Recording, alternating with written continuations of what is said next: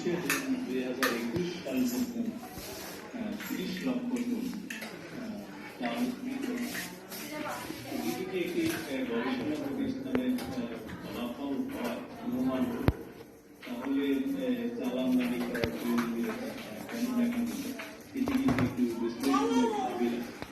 আমরা প্রায় মিনি যে অ্যাসেসমেন্ট করেছে সেটি আরেকবার ভেবে নিতে হবে। আমি বলতে চাই যে হঠাৎ করে